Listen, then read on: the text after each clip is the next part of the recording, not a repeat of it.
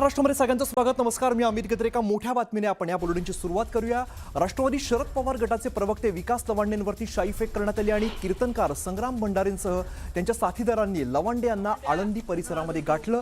त्यांच्याशी असभ्य वर्तन करत अंगावरती शाईच्या बाटल्या रिकाम्या केलेल्या आहेत आणि यावेळेला त्यांनी लवांडे यांना धमकी देखील दिली आहे आणि शाईफेकीचा हा व्हिडिओ आता समोर आलेला आहे आणि सोशल मीडियावरती व्हायरल होतो. हा हल्ला झाल्यानंतर विकास लवांडे यांनी एक व्हिडिओ जारी करत घडलेला घटनाक्रम सांगितलेला आहे. विकास लवांडेंवरती शाईफेकीनंतर या घटनेचा निषेध विकास लवांडेंच्या समर्थकांनी केला आणि त्यांच्यावरती त्यानंतर दुग्धाभिषेक केला. तर दोन दृश्य आपण बघतोय. एकीकडे विकास लवांडेंवरती ज्यावेळेला शाईफेक करण्यात आली त्यावेळी आपण दृश्य बघतोय. विकास लवांडे आपल्या दृश्यांमध्ये दिसत आहेत, संग्राम भंडारे दिसत आहेत. तर दुसरीकडे लवांडेंचे जे सहकारी आहेत, त्यांचे जे कार्यकर्ते आहेत, त्यांनी त्यांच्यावरती या सगळ्या प्रसंगानंतर दुग्धाभिषेक घातलेला आहे. लवांड्या आमचे आई बाप येते, ते आमचं सर्वस्व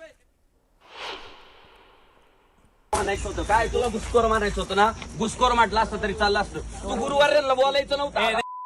तू आमचं सर्वस्व येते, सर्वस्व आमचं सर्वस्व येते. लवांड्या बाजूल तू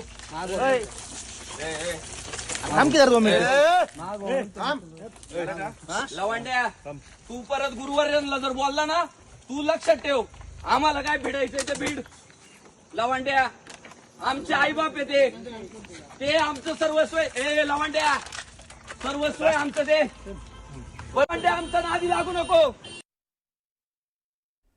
तर नेमका सगळा प्रसंग काय घडला, काय काय घडामोडी घडल्या, आपण ग्राफिक्सच्या माध्यमातून समजून घेऊया. आज खरं तर प्रवचनाचा एक कार्यक्रम होता आणि एका प्रवचन कार्यक्रमामुळे आळंदीतील हवेली हा दौरा होता त्यांचा. त्या ठिकाणी ते दाखल झालेले होते. कार्यक्रम होता आणि प्रवचनानंतर आळंदीतून पुण्याच्या दिशेने ते जात होते आणि त्यावेळेला ही सगळी घटना घडलेली आहे. पुण्याच्या दिशेने जात असताना कार्यक्रमानंतर ही घटना घडली. संग्राम भंडारे आणि 10 ते 15 जणांनी लवांडेंना रस्त्यामध्ये अडवलं आणि त्यानंतर हा सगळा प्रकार घडलेला आहे. 2 ते 3 वाहनांमध्ये सुमारे 10 ते 15 जण होते असं सांगितलं जात आहे. शाईफेक करण्यात आली. विकास लवांडेंना निर्जन स्थळी अडवण्यात आलं, त्यांच्याशी बातचीत करण्यात आली आणि विकास लवांडेंवरती शाईच्या बाटल्या त्यानंतर ओतण्यात आलेल्या आहेत. असा सगळा घटनाक्रम घडलाय. विकास लवांडेंना धक्काबुक्की केल्याचं देखील कळतंय. एका प्रवचनाच्या कार्यक्रमाच्या नंतर हा सगळा प्रसंग घडला. दोघांकडे रिव्हॉल्वर असल्याचा सुद्धा लवांडे यांनी गंभीर आरोप केलेला आहे. तर विकास लवांडेंना जीवे मारण्याची धमकी दिली असं सुद्धा बोललं जात आहे आणि स्थानिक लोक जमल्यानंतर शाईफेक करणाऱ्यांनी तिकडून पळ काढला असं लवांडेंनी सांगितलेलं आहे. म्हातोबाच्या आळंदी तालुका हवेली येथे माझं एका दशक्रियेच्या निमित्ताने प्रवचन होतं. ते प्रवचन संपल्यानंतर 10 वाजता मी आळंदी म्हातोबाच्या इथून पुण्याला जायला निघालेलो असताना रस्त्यात गावाच्या बाहेर आल्यानंतर वारकरी संप्रदायातील संग्राम भंडारे आणि काही 10-15 गोरक्षक होते. सगळेजण 2-3 गाड्या होत्या आणि त्या सगळ्या गुंडांनी मला रस्त्यात निर्जन स्थळी अडवलं. माझी गाडी आणून मला उतरून माझ्या अंगावर 2-3 शाईच्या बाटल्या ओतल्या, मला धक्काबुक्की केली आणि 2 जणांच्याकडे रिव्हॉल्वर होते. ते सगळेजण मला जीवे मारण्याची धमकी देत होते. तितक्यात लोक जमत असताना ते मात्र तात्काळ पळून गेले. मी त्या सर्वांचा निषेध करतो. संग्राम भंडारे आणि त्याच्यासोबत आलेले सगळे जे काय 10-15 गुंड होते, गाड्या घेऊन आलेले, त्यांच्यावर पोलिसांनी तात्काळ कायदेशीर कारवाई करावी. मी लोणी काळभोर पोलीस स्टेशनला इथे फिर्याद देण्यासाठी आलेलो आहे. जोपर्यंत त्यांना सर्वांना अटक होत नाही तोपर्यंत लोणी काळभोर पोलीस स्टेशन येथे माझा सत्याग्रह सुरू राहणार आहे. तर एका प्रवचन कार्यक्रमामुळे आळंदीतील हवेलीमध्ये दौरा प्रवचनानंतर आळंदीहून पुण्याच्या दिशेने जाताना ही सगळी घटना घडली आहे. संग्राम भंडारे आणि 10 ते 15 जणांना लवांडेंना त्या ठिकाणी अडवण्यात आलेलं आहे. अशा पद्धतीने सगळी घटना घडल्याचं आपण बघितलं. ग्राफिक्सच्या माध्यमातून पण आपण बघितलं आणि या सगळ्या घटनेदरम्यान संग्राम भंडारेंनी तर लवांडेंवरती केलेल्या शाईफेकीचं समर्थन केलेलं आहे. तसंच लवांडेंनी पिस्तूल आणि इतर विषयांवरती केलेला आरोप हे बिनबुडाच असल्याचं त्यांनी म्हटलंय. विधान करत असेल, त्यांना घुसखोर म्हणत असेल, धर्मांध म्हणत असेल, मनुवादी म्हणत असेल, तर ते आम्ही कसं सहन करू? गेल्या अनेक दिवसांपासून तो सारखाच आमच्या वारकरी संप्रदायातील गुरुवार्यांवर टीका करतोय, वेगवेगळे आरोप करतोय आणि आमच्या सारख्यांना काय भिडायचंय त्याने भिडावं ना, पण गुरुवार्यांची टीका आम्ही सहन करू शकत नाही. आमच्यासाठी गुरु हा संत कुळीचा राजा, गुरु हा प्राण विसावा माझा, गुरु विनदेव तुझा पाहता नाही त्रैलोकी. त्यामुळं विकास लवांडेच्या वक्तव्याचा जाहीर निषेध करण्यासाठी आज आम्ही त्याच्यावर काळी शाई ओतली. हा व्यक्ती सातत्याने वारकरी संप्रदायातले जे पूज्य आणि महनीय संत आहेत, ज्यांच्यावर वारकरी संप्रदाय उभा आहे, ज्यांनी टिकवून ठेवला, अशा लोकांवर सातत्याने घाणेरड्या भाषेत टीका करत होता आणि त्यांना घुसखोर घुसखोर म्हणून संबोधत होता.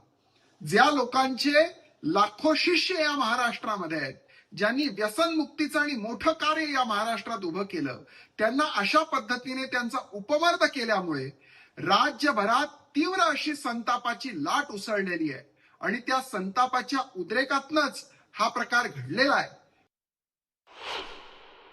माझं या निमित्ताने शरद पवारांना आवाहन आहे की आता तरी तुम्ही तुमच्या बगलबच्च्यांना आवरा आणि या महाराष्ट्राचा आणि महाराष्ट्राच्या पूज्य संतांचा अपमान करणं थांबवा.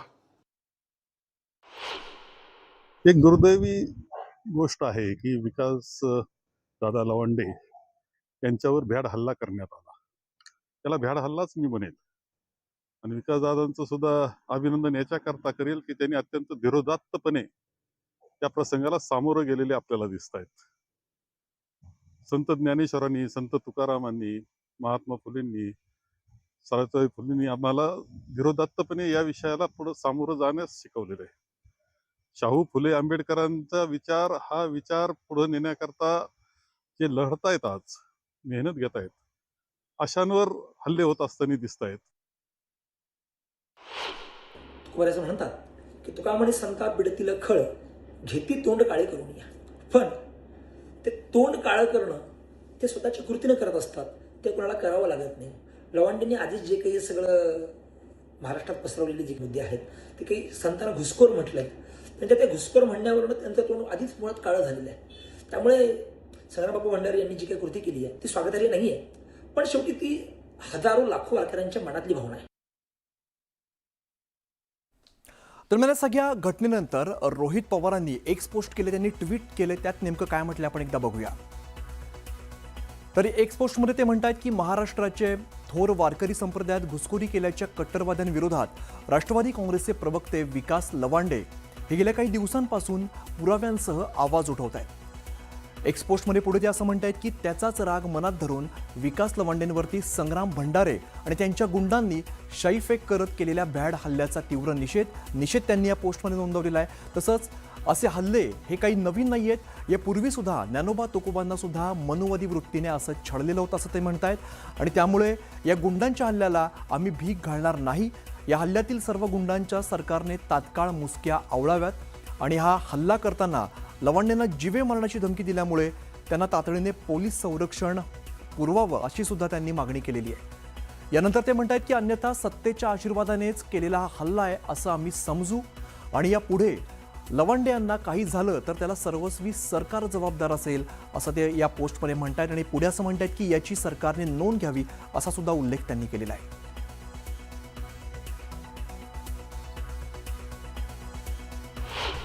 मला असं वाटते महाराजांच्या नावाला असलेला कलंक आहे. संग्राम पठारेंनी ज्या पद्धतीने आतंकवाद्यासारखं एखाद्याला गाठून त्याच्या अंगावर शाईफेक करणं, आमच्या गुरुला बोलला म्हणून सोडणार नाही अशा प्रकारच्या धमक्या देणं, तर हा जो अहंकार, मद असा क्षणोक्षणी त्याच्या बोलण्यातून झळकलाय, त्याच्यासोबत जे गोरक्षकाची झुंड होती, तर धर्माच्या नावाने वारकरी संप्रदायच मानणाऱ्या एखाद्या व्यक्तीला जर अशा प्रकारे जीवानं मारण्याचा प्रयोग कोणी करत असेल तर यांना तुकाराम महाराजांनी, नामदेव महाराज, ज्ञानोबा राया हे कितपत कळले. तर मंत्री नितेश राणेंनी विकास लवांडेंवरील शाईफेकीचं समर्थन केलेलं आहे. लवांडे यांनी हिंदू समाजाच्या साधू संतांबाबत अपशब्द वापरले, त्यामुळे हिंदू समाजात राग निर्माण होणं साहजिक आहे असंही राणेंनी म्हटलंय. आमच्या साधू संतांबाबत कोणीही अपशब्द वापरत असेल तर ये तो सिर्फ झाकी आहे, पुरा पिक्चर अभी बाकी आहे, एवढं लक्षात ठेवावा असा इशारा त्यांनी दिलाय.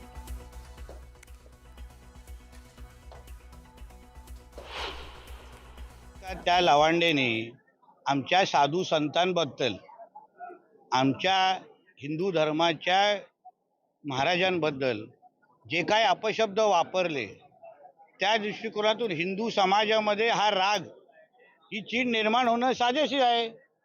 मग लवांडेने आपलं थोबाड थोडं बंद केलं असतं. आमच्या हिंदू राष्ट्रामध्ये राहूनच अगर आमच्या साधू संतांवर अगर अशा पद्धतीने कोण खालच्या दर्जाची टीका करण्याची हिंमत होत असेल तर असे कार्यक्रम अपेक्षितच आहेत. राष्ट्रवादी काँग्रेस, BJP, शिवसेना हे नंतर.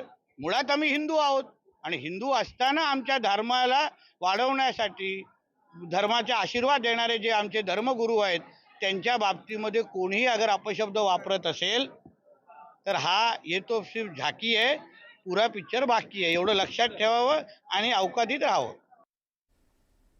तर मंत्र्यांचा अशा हल्ल्यांना पाठिंबा आहे, त्यामुळे सरकारनेच असे हल्ले प्रायोजित केलेत असं आम्ही मानतो, अशी टीका राष्ट्रवादी काँग्रेस शरद पवार पक्षाचे प्रवक्ते सुनील माने यांनी केलेली आहे. कोणी त्यांच्या विरोधात भूमिका मांडली, कोणी मतमतांतरं व्यक्त केली तर त्यांच्यावर हल्ले केले जातील, त्यांच्यावर आता गोळ्या झाडल्या जातील. पिस्तूलधारी हबप म्हणून बोगस लोक त्यांना हल्ला करायला येतील आणि त्याला मंत्री सपोर्ट करतील. सरकारचा या भूमिकेला पाठिंबा आहे का? माननीय मुख्यमंत्र्यांचा याला पाठिंबा आहे का? असा हल्ला होतो याचा अर्थ सरकारने आता बोटचेपी भूमिका घेतली आहे. सरकारनेच अशा पद्धतीचे हल्ले प्रायोजित केले आहेत. मंत्र्यांचं त्याला पाठबळ आहे असं आता आम्ही मानतो.